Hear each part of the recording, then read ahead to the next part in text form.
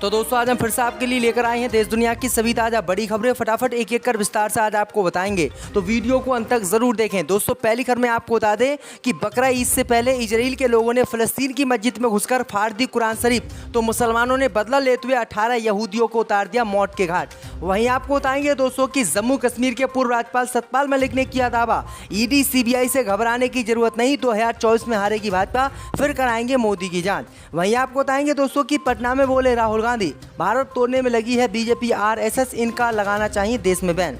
वहीं आपको बताएंगे दोस्तों कि प्रेस कॉन्फ्रेंस में लालू यादव ने राहुल गांधी को शादी करने की दी सलाह, कहा हम बनेंगे आपके बाराती, सोनिया गांधी भी चाहती हैं आप करें जल्द शादी। वहीं आपको बताएंगे दोस्तों कि उइगर मुसलमानों पर हिंसा करने वाले चीन में सबसे तेज से बढ़ रही है ईसाई आबादी, दूसरे नंबर पर पहुंचे मुसलमान। वहीं आपको बताएंगे दोस्तों कि हरियाणा के नूह में गाय की हत्या करने के मामले में 2 मुसलमानों के घरों पर बीजेपी सरकार ने चलवाया बुलडोजर, पुलिस ने बाकी बदमाशों को भी दी चेतावनी। तो दोस्तों सभी खबरों को आपको विस्तार से एक एक कर बताएंगे, वीडियो को लाइक करके चैनल को सब्सक्राइब कर दें।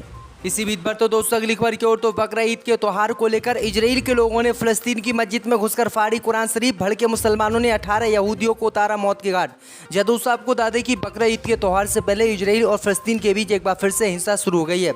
दरअसल आपको बता दें कि इस हिंसा में 18 लोगों की मौत हो गई है। दरअसल आपको बता दें कि इजराइल और फिलिस्तीन के बीच ये हिंसा कुरान शरीफ फाड़े जाने को लेकर हुई है।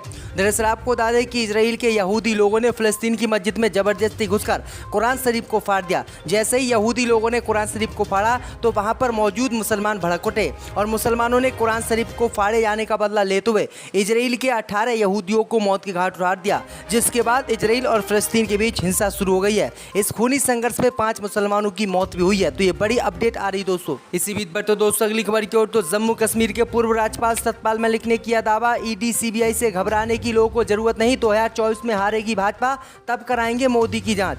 जब दोस्तों आपको बता दें कि लोकसभा चुनाव 2024 और विपक्षी एकता को लेकर देश भर में जारी सियासी गहमा-गहमी के बीच जम्मू और कश्मीर के पूर्व राज्यपाल सतपाल मलिक ने एक बार फिर से मोदी सरकार पर निशाना साधा है। उन्होंने ट्वीट कर कहा है कि मैं तो सभी नेताओं से कह रहा हूं कि आपको ईडी और सीबीआई से घबराने की जरूरत नहीं है, सच का डटकर मुकाबला कीजिएगा। उन्होंने कहा है कि लोकसभा चुनाव 2024 में भारतीय जनता पार्टी की हार तय है, बीजेपी सरकार आगामी चुनाव में नहीं बचेगी, फिर मोदी जी और उनके सहयोगियों की जाँच करवा लेना। पूर्व राज्यपाल सतपाल मलिक ने आगे कहा है कि केंद्र सरकार के इन एजेंसियों को आप सभी बहादुरी से सामना करना होगा और 6 महीने के बाद बीजेपी सरकार चुनाव हार जाएगी। उसके बाद प्रधानमंत्री मोदी सहित और बीजेपी के जो बड़े बड़े नेता हैं उनकी हम जांच करवाएंगे। इसी बीच पर तो दोस्तों अगली खबर की ओर, तो पटना में राहुल गांधी बोले भारत तोड़ने में लगी है बीजेपी आरएसएस। दोस्तों आपको बता दें कि बिहार की राजधानी पटना पहुंचे राहुल गांधी ने एक बार फिर से बीजेपी सरकार पर हमला बोला है। राहुल गांधी ने कहा है कि भारत में विचारधाराओं की लड़ाई इस समय चल रही है। एक तरफ कांग्रेस की भारत जोड़ो विचारधारा है, तो वहीं दूसरी तरफ बीजेपी आरएसएस की भारत तोड़ो विचारधारा है। राहुल गांधी ने आगे कहा कि कांग्रेस का एनडीए बिहार में है।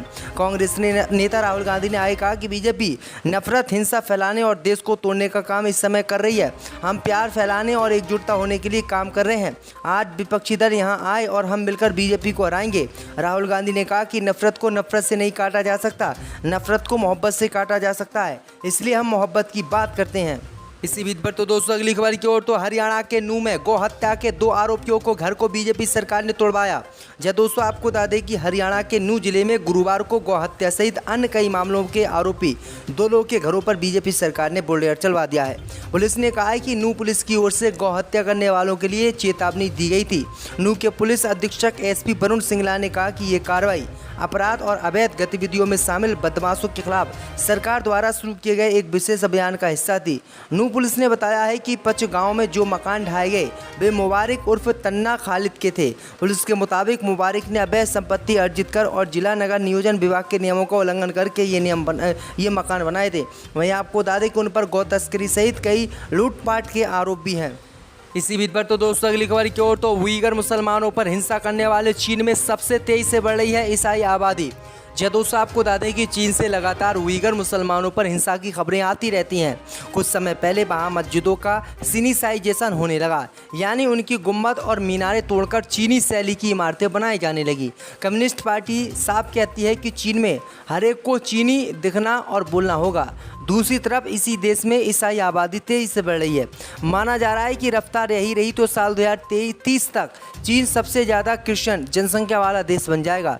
इस पर सबका अलग अलग कहना है। कम्युनिस्ट पार्टी ऑफ चाइना इसकी संख्या को सबसे कम यानी 44 मिलियन बताती है। हालांकि इंटरनेशनल संस्थानों का दावा है कि फिलहाल चीन में जितने ईसाई हैं वो अमेरिका के अलावा किसी भी देश में नहीं होंगे।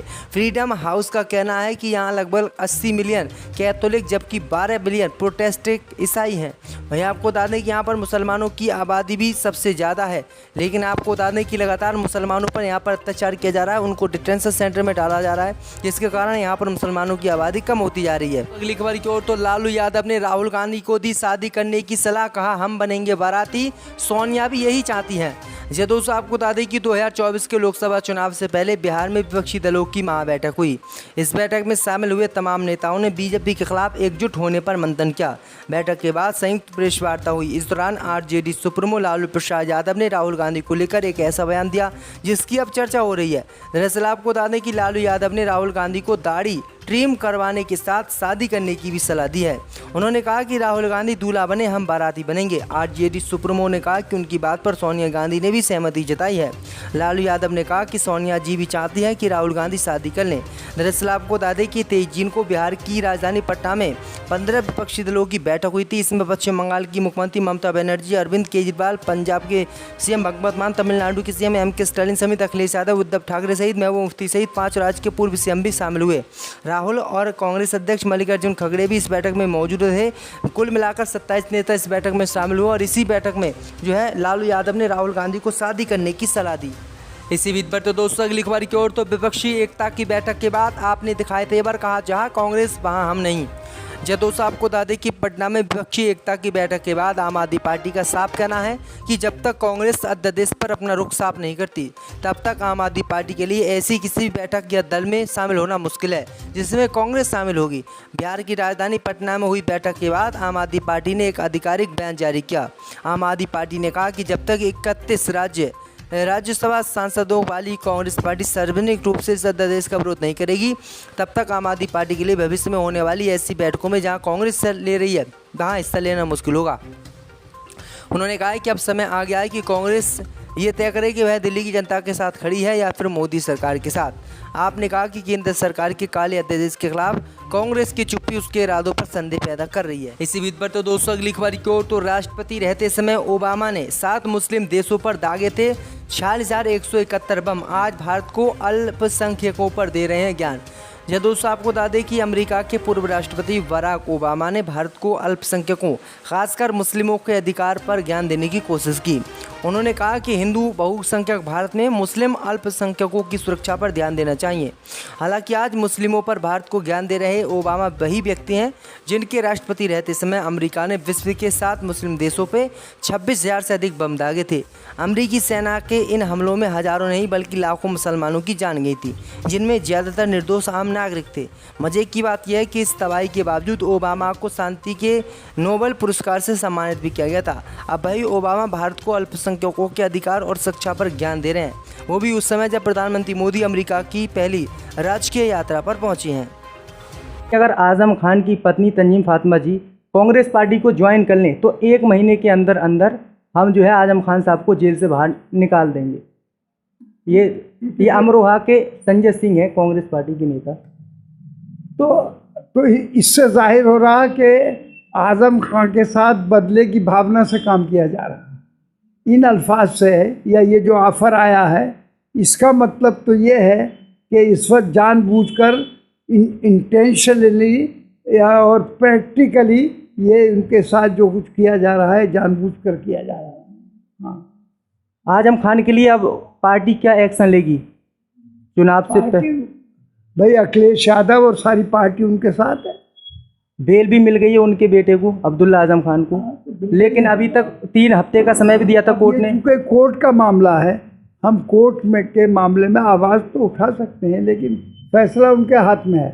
ये अगर ये इन्होंने बहुत तरकीब से ये काम किया है कि सारा उनकी सारी यानी मुकदमात और ये कोर्ट के ज़रिए से यानी जुडिशरी में कर दिए।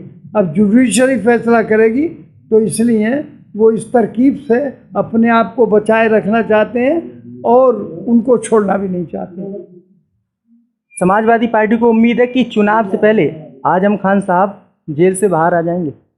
हम तो ये उम्मीद करते हैं क्या, और हमारी कोशिश भी यही है कि वो जेल से भी क्या अभी बाहर आ जाए।